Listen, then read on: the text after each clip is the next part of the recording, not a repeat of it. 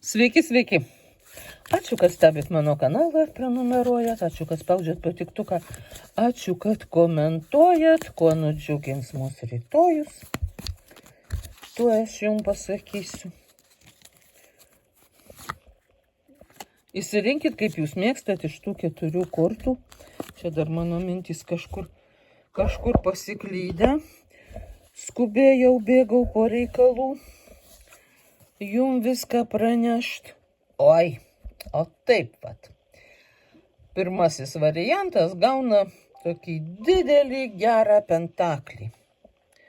Bus pinigų diena. Ar pinigų, ar kokių dovanų. Na, tokių apčiuopiamų dalykų. Jūs nusipelnėt jau dar kažko geresnio.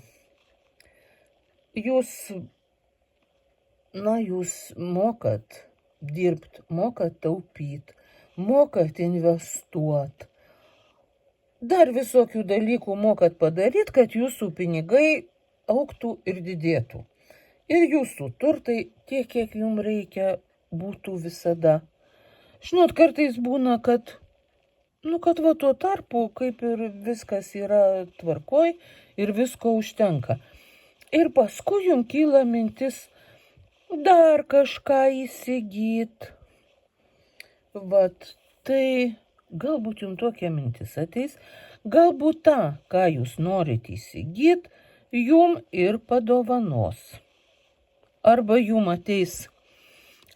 ateis ta suma, kurios kaip tik reikia šitam dalykui.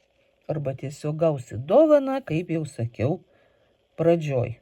Dovaną, kurios jau jūs seniai nusipelnėt ir buvot apie tai pamiršę. Taip, tada kitas. Ava, kaip. O čia situacija, kai jūs neimsit kautis kardais. Čia ta situacija, kai jūs turit apsispręst. Čia jūs kovojat, jūs vienas ir jūs 2. Ir vienas nori vieno, kitas nori kito. Ir visa tai yra labai gerai, jeigu nesmauktų jūsų tos abejonės. Tai jūsų viduje kaunasi 2 pageidavimai. Jūs ir ten norėtumėt, ir ten norėtumėt, ir to norėtumėt, ir ano. Ir taip jau susiklostė, kad tie dalykai padėti skirtingose vietose.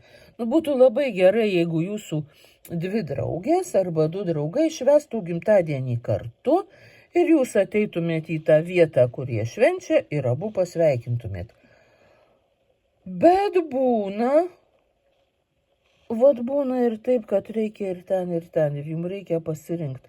Ir jums reikia pasirinkti galbūt iš 2 suknelių, galbūt iš 2 batų, galbūt iš dar kažko 2, ir jums reikia sukt galvą. Ir jūs abejonės taip ima veikti, kad jos jau ima net ten pyktis ir bartis tarpusavį. Žodžiu, bus tokia įdomi diena. Aš žinau, kad jūs pasirinksit tai, kas jums geriausia, jūs pasirinksit kažką vieną arba pasirinksit 3 kokį nors variantą. Jums bus įdomi diena, jums nebus nuobodu ir galų gale jūs apsispręsit ir puikiai atšvęsit šitą apsisprendimą.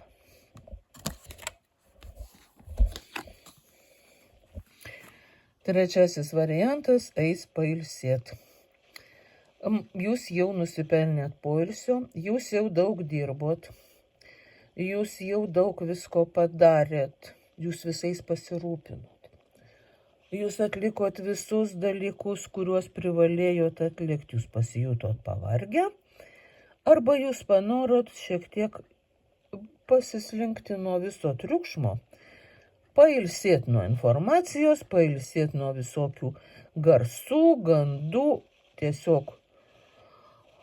tiesiog susirast kažkokią tai vietą, kur jūs pabūsit vieni ir arba tikrai jau pamiegosit, arba pamedituosit, arba paskaitysit, arba užsidarysit nuo visų kokioj mansardoj ir pažiūrėsit, kokią 16 serijų. Kažką panašaus. kas jum tikrai suteiks jūsų galvai, jūsų širdžiai, jūsų sielai atokvėpį. Atokvėpis ir ketvirtam variantui tenka. Tik toks labiau galbūt priverstinis. Gal jūs pasijusit šiek tiek sirguliuojantys ir paskambinsit viršininkui, kad jis jūsų šiandien nelauktų, spręstų reikalus pats, nes jūs turi temperatūros. O gal jūs nutarsit visus sprendimus atlikti iš namų? Arba kažkas tokio nutiks, kas jūs sustabdys ir parodys situaciją iš kitos pusės. Jūs tarytum atsidursit savo pasaulį žemyn galvą ir pamatysit, kad viskas gali spręstis be jokių jūsų pastangų. Jūs negalit spurdėti, jūs negalit bėgti, jūs negalit nieko daryti, o visi reikalai patys sprendžiasi. Patys viskas darosi savaime, kažkas kitas jums viską pateikia, atveža, parveža, nuperka, parduoda. Jūs stebit ir mėgaujatės.